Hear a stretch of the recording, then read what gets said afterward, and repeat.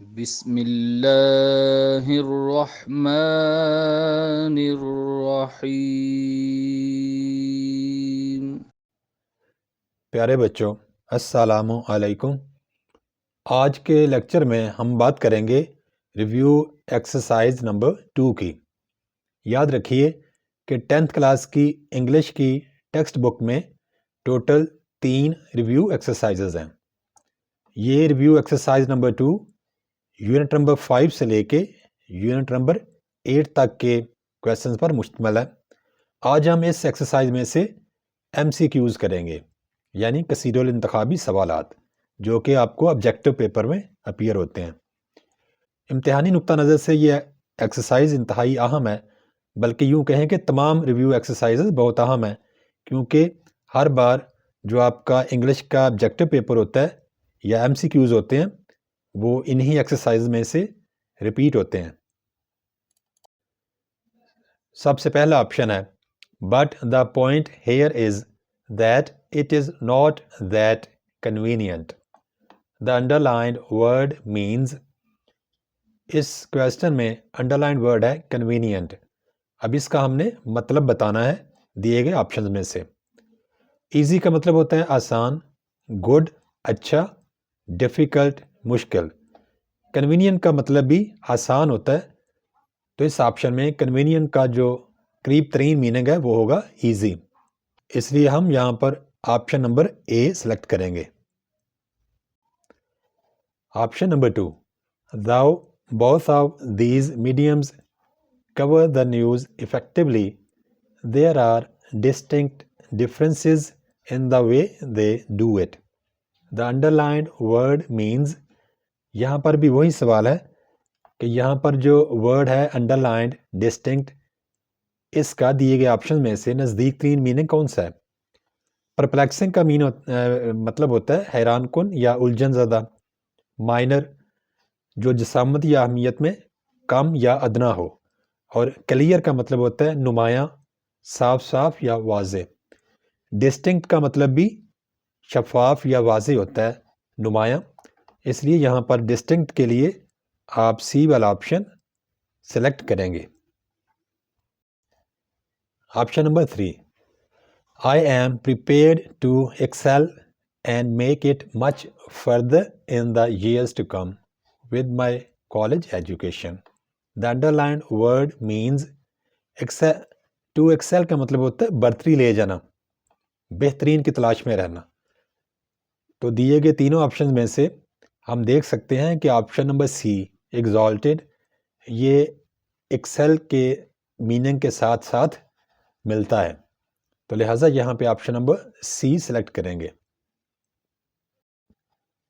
Option number 4, the last couple of years have been a long bumpy ride for me, as they have for everyone of my age. The underlined word means a long bumpy ride. ये एक phrase है और इसका मानी है मुश्किल हालात या मुश्किल वक्त या मुश्किल सफ़र। तो दिए गए तीनों ऑप्शन में से नज़दीक तरीन होगा हार्ड एंड चैलेंजिंग टाइम। लिहाजा हम ऑप्शन नंबर 4 के लिए बी वाला ऑप्शन सेलेक्ट करेंगे। Option number 5, everyone had a on his और her face on the way home, which connotation is more positive. Connotation का मतलब होता है कि कोई ऐसा लफ्ज़ हो जो किसी आइडिया या एहसास को ज़ाहिर कर रहा हो, या ऐसा लफ्ज़ जिसको हम किसी आइडिया या एहसास के साथ हम जोड़ते हैं। अब यहाँ पे ग्रिन, स्माइल और स्मर्क तीनों का मतलब हंसी होता है, लेकिन इनमें वाज़ेह फ़र्क है। ग्रिन ऐसी हंसी को कहते हैं जो अमूमन बेमौका हो या अहमकाना किस्म की हंसी हो। स्मर्क मसनूई या बनावटी हंसी को कहते हैं जिसमें लाजमी नहीं कि आपको खुशी भी हो। जबकि स्माइल मुस्कुराहट या तबस्सुम जहाँ पे साथ खुशी भी मुंसलिक हो। तो लिहाजा इन दिए गए तीनों ऑप्शन में से सबसे जो मोर पॉजिटिव कॉनोटेशन है या ऐसा लफ्ज़ जो सबसे ज़्यादा किसी एहसास को ज़ाहिर कर रहा हो, जो पॉजिटिव एहसास हो, वो है स्माइल। तो इस ऑप्शन के लिए हम बी वाला ऑप्शन सेलेक्ट करेंगे। Smile is a connotation that is more positive. Option number 6, the synonym of lovely is. Synonym का मतलब होता है मुतरादफ या हम मानी या मीनिंग। लवली का मतलब होता है प्यारा। तो दिए गए तीनों ऑप्शंस में से ब्यूटीफुल एक ऐसा लफ्ज़ है जिसका मतलब लवली के मतलब के करीब करीब है। तो लिहाजा यहाँ पे हमने चूंकि लवली का सिनोनिम या मुतरादफ ढूंढना है, तो वो बी वाला ऑप्शन होगा। The synonym of lovely is beautiful. क्योंकि अनअट्रैक्टिव और अगली इन दोनों का मतलब लवली के मतलब या मीनिंग से उल्ट होता है, और हमने यहाँ पे मुतरादफ देखना है, तो वो बी वाला ऑप्शन है। Option number 7, the synonym of culprit is. Culprit का जो वर्ड है इसका मुतरादफ कौन सा है इन तीनों में से?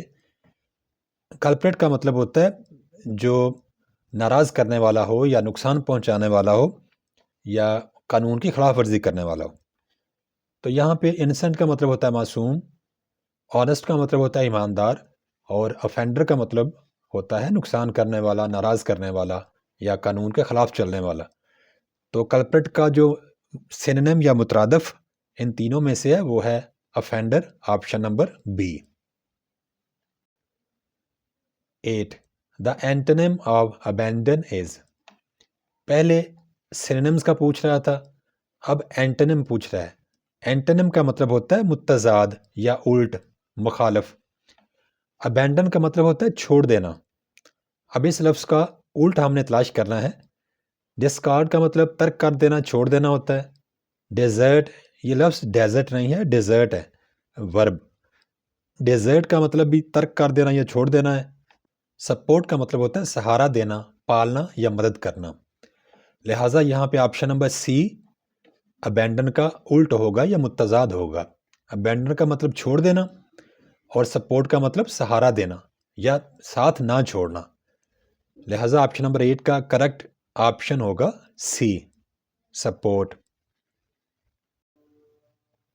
Option number 9, the antonym of bright is.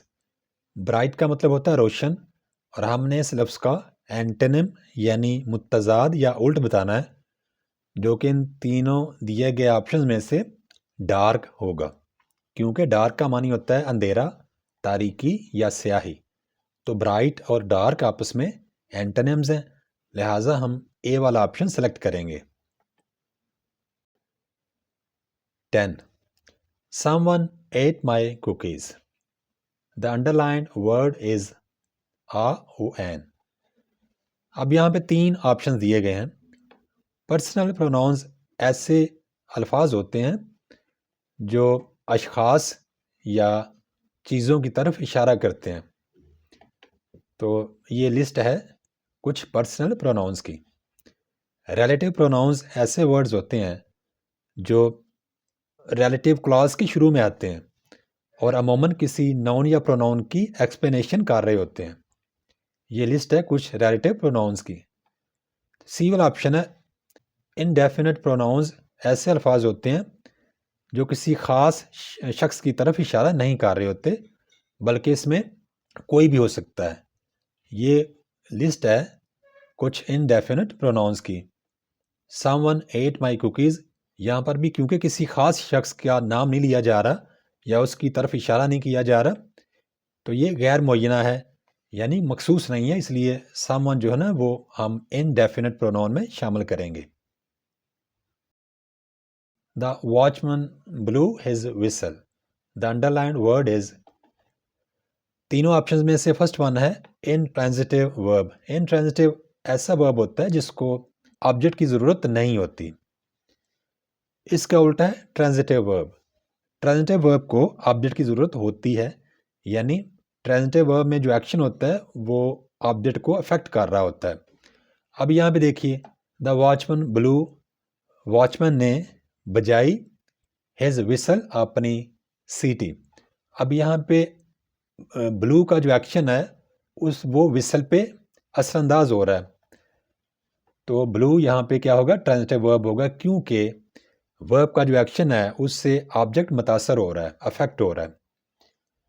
जबकि सी वाला जो रेगुलर वर्ब होता है वो ऐसा वर्ब होता है जो अपनी सेकंड और थर्ड फॉर्म डी या ईडी लगाने से बना लेता है।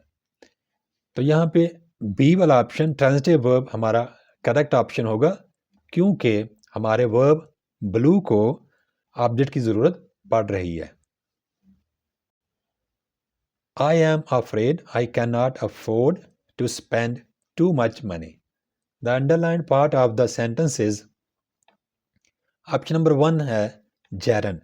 जेरंड आईएनजी फॉर्म वाला वर्ब होता है जो कि किसी सेंटेंस में नाउन का काम कर रहा होता है।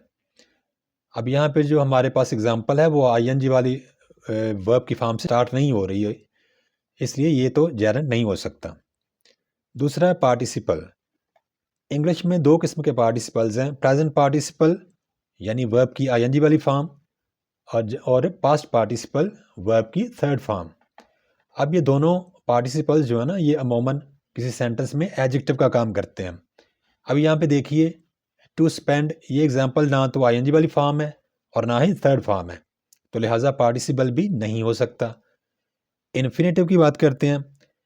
इन्फिनेटिव TO2 से शुरू होता है और इसके फ़ौरन बाद बेस फॉर्म या फर्स्ट फॉर्म होती है वर्ब की। अब जो अंडरलाइंड वर्ड है वो है टू और उसके बाद वाकई बेस फॉर्म है या फर्स्ट फॉर्म है, तो टू स्पेंड यहाँ पे इन्फिनेटिव होगा। Who is the man at the door? The underlined part of the sentence is indefinite pronouns की हम पिछली एग्जांपल में बात कर चुके हैं कि ये ऐसे अल्फाज होते हैं जो किसी ख़ास शख्स की तरफ इशारा नहीं कर रहे होते या किसी ख़ास शख्स का नाम नहीं ले रहे होते, गैर मुय्यना होते हैं, मखसूस नहीं होते। ये आगे लिस्ट दी गई है। और रिलेटिव प्रोनाउंस की भी हम बात कर चुके हैं कि ये ऐसे अल्फाज होते हैं जो किसी रिलेटिव क्लॉज के शुरू में आते हैं और अमूमन रिलेटिव क्लॉज जो है वो किसी नाउन या प्रोनाउन की एक्सप्लेनेशन या वजाहत कर रही होती है। अब इंटरेस्टिंग पॉइंट ये है कि हु इंट्रोगेटिव प्रोनाउन की लिस्ट में भी है और रिलेटिव प्रोनाउन की लिस्ट में भी है। अब रिलेटिव प्रोनाउन की लिस्ट में जो लफ्ज़ है हु, ये क्वेश्चन पूछने के लिए यूज़ नहीं होता, कभी भी नहीं यूज़ होता। जबकि इंट्रोगेटिव प्रोनाउंस की लिस्ट में जो हु है ये हमेशा लोगों या चीज़ों के बारे में सवाल पूछता है। तो यहाँ पे जो हु है ना, ये क्योंकि सवाल पूछ रहा है इसलिए ये वाला हु इंट्रोगेटिव प्रोनाउन होगा। So we will select option number B. A clever trick was played successfully by the cat. The underlined part of the sentence is an adverb of time हमें बताता है कि कोई काम कब होता है। ये आगे एग्जांपल्स हैं, yesterday गुजरा हुआ कल, tomorrow आने वाला कल, now इस वक्त। ये तीनों वर्ड्स एडवर्ब्स हैं और क्योंकि ये किसी एक्शन का टाइम बताते हैं तो ये होंगे adverbs of time. Adverb of place क्या होता है? जो हमें बताता है कि कोई काम किधर वकू पजीर होता है। एग्जाम्पल्स हैं हेयर यहाँ पर, देयर वहाँ, एवरीवेयर हर जगह पे, आउटसाइड बाहर। ये जो चार एग्जाम्पल्स दिए मैंने ये हमें बताती हैं कि कोई काम किस जगह पे होता है, इसलिए इन चारों को हम कहेंगे एडवर्ब्स ऑफ प्लेस। अब आते हैं जी एडवर्ब ऑफ मैनर की तरफ। एडवर्ब्स ऑफ मैनर हमें बताते हैं कि फ़िक्रे में जो एक्शन है वो किस तरह परफॉर्म होता है, उसका तरीक़ाकार क्या था। जैसे कि स्लोली कोई काम आहिस्ता आहिस्ता हुआ या होता है, क्विकली कोई काम जल्दी होता है, वेल कोई काम अच्छे तरीके से होता है। इसी तरह सक्सेसफुली को भी हम इसी लिस्ट में शामिल कर सकते हैं कि कोई किसी काम के एक्शन के परफॉर्म होने का तरीका क्या था, सक्सेसफुली कामयाबी से वो काम हुआ। तो यहाँ पर हमारा करेक्ट ऑप्शन होगा manner. Our practice usually starts at 6 o'clock. The underlined part of the sentence is an adverb of, ये बिल्कुल पिछले ऑप्शन वाला ही सवाल है। एडवर्ब ऑफ मैनर हमने पढ़ा था कि एक्शन के परफॉर्म होने का तरीकाकार क्या होता है।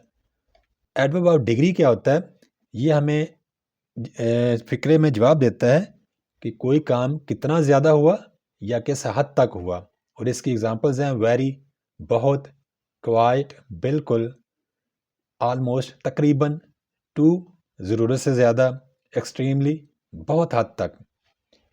जबकि एडवर्ब ऑफ फ्रीक्वेंसी हमें बताता है कि कोई काम फ़िक्रे में कितनी बार होता है। ये आगे एग्ज़ाम्पल्स हैं ऑलवेज़, हमेशा, यूजुअली, आमतौर पर, ऑफन, अक्सर, समटाइम्स, कभी कभी, नेवर, कभी भी नहीं। तो आपको पता चल चुका होगा कि यूजुअली एडवर्ब ऑफ फ्रीक्वेंसी होता है। So we will select option number C. If he offers me a job, I, आगे ब्लैंक दी हुई है, इट। अब इस फिक्रे को अटेम्प्ट करने के लिए आपको ये तीनों जो फॉर्मुलेशंस हैं या स्ट्रक्चर है ये याद करना पड़ेगा। अब देखें इस सेंटेंस के दो पार्ट्स हैं। एक पार्ट यहाँ तक है जॉब तक, और ये वाला पार्ट इफ़ से स्टार्ट हो रहा है। दूसरा जो पार्ट है वो इफ़ के बगैर है। तो इफ़ वाला पार्ट, अगर इफ़ वाले पार्ट की तरफ फर्स्ट फॉर्म आई हो, जैसा कि यहाँ पे आई हुई है, इफ़ के बाद ऑफर फर्स्ट फॉर्म है और फर्स्ट फॉर्म के साथ ऐसे लगा हुआ है, यानी इफ़ के साथ फर्स्ट फॉर्म लगी हुई है, यानी प्रेजेंट इनडेफिनेट लगा हुआ है। और अगर ऐसा हो तो दूसरी तरफ हमें विल या शेल के बाद फर्स्ट फॉर्म लगानी होती है। तो देखिए यहाँ पे तीनों ऑप्शन में से विल या शेल ए वाले ऑप्शन में है। तो इस फार्मूला, इस स्ट्रक्चर अगर आपको आता होगा तो आप आसानी से करेक्ट वाला ऑप्शन यानी ऑप्शन नंबर ए सेलेक्ट कर सकेंगे। अब देखिए अगर इफ वाली साइड पे सेकंड फॉर्म आई हो यानी पास्ट इंडेफिनिट आया हो तो फिर हमें दूसरी तरफ वुड प्लस फर्स्ट फॉर्म लगानी पड़ती है। तो ये वुड एक्सेप्ट हम लगाते अगर यहाँ पर सेकंड फॉर्म होती। तीसरा देखिए स्ट्रक्चर के, अगर इफ वाली साइड पर इफ वाले पार्ट में इफ के बाद हैड और उसके बाद थर्ड फॉर्म आई हो तो फिर हम बगैर इफ वाली जो क्लॉज है उधर वुड हैव के बाद थर्ड फॉर्म लगाते हैं। अगर यहाँ पर इफ के बाद had plus third form I होती यहाँ पे ऑफिस की जगह पे, तो फिर हम इस ब्लैंक में वुड हैव और प्लस थर्ड फॉर्म यानी वुड हैव एक्सेप्टेड लगाते। तो आपको ये तीनों स्ट्रक्चर्स अच्छी तरह याद होने चाहिए क्योंकि इनमें से अक्सर औकात कोई ऑप्शन आ जाता है एमसीक्यूज में। यहाँ पे बहरहाल क्योंकि इफ के बाद फर्स्ट फॉर्म आई हुई है, हम पहले बार स्ट्रक्चर इस्तेमाल करते हुए विल प्लस फर्स्ट फॉर्म लगाएंगे। So here our correct option will be option number A. Option number 17, yesterday at 5 o'clock I blank apples, was eating, ate, had eaten। अब याद रखिए कि यहाँ पे yesterday एक एडवर्ब है, एडवर्ब ऑफ टाइम है जो हमें बताता है कोई काम कब हुआ था। तो सिंपल सा एक फार्मूला याद रखें कि जिस सेंटेंस में अगो या yesterday का लफ्ज़ एडवर्ब ऑफ टाइम के तौर पे आता है वहाँ पे हम वर्ब की सेकंड फॉर्म लगाते हैं। एट सेकंड फॉर्म है ईट की, ईट, एट, ईटन। तो यहाँ पे yesterday की वजह से हम सेकंड फॉर्म लगाएंगे, तो लिहाजा यहाँ पे हमारा करेक्ट ऑप्शन होगा option number B. By the time we got to the cinema, the film, so we missed the first 5 minutes। अब यहाँ पे देखिए एक लंबा फिक्र है और इसमें दो काम हो रहे हैं। जब तक हम सिनेमा पहुंचे फिल्म स्टार्ट की बात हो रही है, फिल्म स्टार्ट हो चुकी थी। दोनों काम पास्ट में हुए हैं यानी माजी में हुए हैं, तो हमने देखना है कि कौन सा काम पहले हुआ था। इन दोनों में फिल्म पहले स्टार्ट हो चुकी थी, तो जो काम पहले मुकम्मल हो चुका था उसके साथ हम हैड प्लस थर्ड फॉर्म लगानी होती है हमने, जबकि जो काम बाद में होता है उसके साथ हम सेकंड फॉर्म लगाते हैं। तो यहाँ पे क्योंकि माजी में दो काम हुए, पहले फिल्म स्टार्ट हुई और उसके बाद हम सिनेमा पहुंचे, तो बाद वाले काम में सेकंड फॉर्म लगती है और जो पहले काम मुकम्मल हो चुका था उसमें हैड प्लस थर्ड फॉर्म लगती है। तो लिहाजा यहाँ पे हमारा ऑप्शन नंबर होगा ए वाला correct. By the time we got to the cinema the film had started, so we missed the first 5 minutes। Flying above the lake at this time of night seems a little dangerous। The underlined phrase is a when infinitive phrase, gerund phrase और prepositional phrase. पहले इसका हम देखते हैं कि infinitive phrase हम कहते किसको हैं। इन्फिनेटिव फ्रेज स्टार्ट होती है टू और उसके बाद फर्स्ट फॉर्म ऑफ वर्ब से। अब देखिए जो अंडरलाइन पार्ट है ये टू से स्टार्ट नहीं हो रहा, यानी इन्फिनेटिव फ्रेज तो नहीं ये होगी। अब सी वाला ऑप्शन पहले देखें। प्रेपोजिशनल फ्रेज एक ऐसी फ्रेज होती है जो शुरू तो प्रेपोजिशन से होती है और उसके फ़ौरन बाद नाउन आता है या प्रोनाउन आता है। तो अब देखिए यहाँ पे प्रेपोजिशन से स्टार्ट नहीं हुई। प्रेपोजिशन छोटे छोटे लफ्ज़ होते हैं जैसे by, to, from, into, in, इस तरह के। अब थर्ड वाला ऑप्शन है जेरन फ्रेज। जेरन फ्रेज की तारीफ ये है कि ये फ्रेज स्टार्ट होती है वर्ब की आईएनजी वाली फॉर्म से, जैसा है कि आप कोर्स यहाँ पे फ्लाई की आईएनजी वाली फॉर्म है flying and acts as a noun, और फिक्रे में नाउन के तौर पे काम कर रही होती है। इस फिक्रे में वाकई ये नाउन के तौर पे काम कर रही है।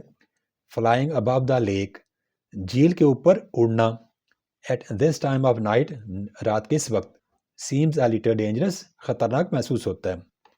रात के इस वक्त झील के ऊपर उड़ना, यानी झील के ऊपर उड़ने का काम एज ए नाउन ही यहाँ पे ये फ्रेज यूज़ हो रही है।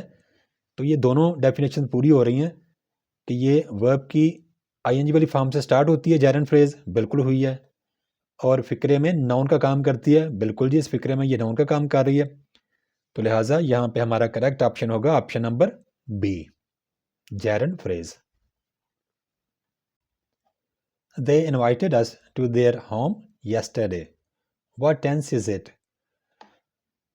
Past indefinite, past perfect या past perfect continuous?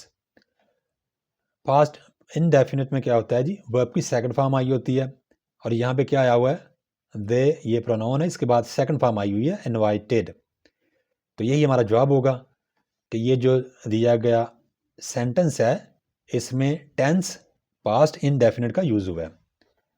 Past perfect में क्या होता है कि इसमें यहाँ पे हैड प्लस थर्ड फॉर्म अगर आई होती, यानी होता दे हैड इनवाइटेड अस, तो फिर ये पास्ट परफेक्ट होता। और पास्ट परफेक्ट कंटिन्यूस में क्या होता है कि हैड बीन के बाद आईएनजी वाली फॉर्म आई होती है वर्ब की। फर्ज करें यहाँ पे आया होता दे हैड बीन इनवाइटिंग, तो फिर हमारा सी वाला ऑप्शन करेक्ट होना था। यहाँ पर क्योंकि सेकंड फॉर्म आई हुई है और सेकंड फॉर्म जहाँ पे यूज़ होती है उसको हम पास्ट इनडेफिनिट का टेंस कहते हैं, यानी इस सेंटेंस में पास्ट इनडेफिनिट का टेंस यूज हुआ है। So we will select option number A as our correct option. A new computer was bought by them. Choose the correct active voice. ये जो फिक्रा दिया हुआ है हमें ऑप्शन में, ये पैसिव वॉइस है, हमने इसका करेक्ट एक्टिव वॉइस ढूंढना है। उसका सिंपल सा तरीका है जी कि ऐसा एक्टिव वॉइस आपने ढूंढना यहाँ से जिसमें सेकंड फॉर्म दी हुई हो। एक्टिव वॉइस में अगर सेकंड फॉर्म दी हो तो उसका पैसिव बनाते हुए हम वाज या वर में से कोई एक सब्जेक्ट के मुताबिक वाज या वर में से कोई एक हेल्पिंग वर्ब यूज़ करते हैं और उसके बाद थर्ड फॉर्म। अब यहाँ पे देखिए आ न्यू कंप्यूटर, ये हमारा सब्जेक्ट है और इसके बाद हमने वाज और उसके बाद थर्ड फॉर्म यूज़ की हुई है। और वाज और थर्ड फॉर्म तभी यूज़ होती है जब हमारे एक्टिव वॉइस में सेकंड फॉर्म आई हो। अब हम ढूंढ लेते हैं जी हमारे इन तीनों दिए गए ऑप्शन में से सेकंड फॉर्म कौन से फिक्रे में आई हुई है। दे बाय, यहाँ पे फर्स्ट फॉर्म आई हुई है, दे हैव बॉट, और यहाँ पे have plus third form I हुई है। लिहाजा हमारे ए और सी वाला ऑप्शन तो हो नहीं सकता क्योंकि इसमें एक्टिव वॉइस में सेकंड फॉर्म नहीं आई हुई। बी वाले में आई हुई है they bought a new computer, क्योंकि इसमें सेकंड फॉर्म आई हुई है। जब हम इसका पैसे बनाएंगे तो हम वाज या वार में से कोई एक प्लस थर्ड फॉर्म यूज़ करेंगे। तो यहाँ पे हमने वाज यूज़ किया क्योंकि कंप्यूटर सिंगुलर होता है, तो वाज के बाद थर्ड फॉर्म यूज़ की है, तो लिहाजा बी वाला ऑप्शन हमारा करेक्ट ऑप्शन होगा जो कि हमारे ऑप्शन में दिए गए सेंटेंस का करेक्ट एक्टिव वॉइस है। So we will select option number B.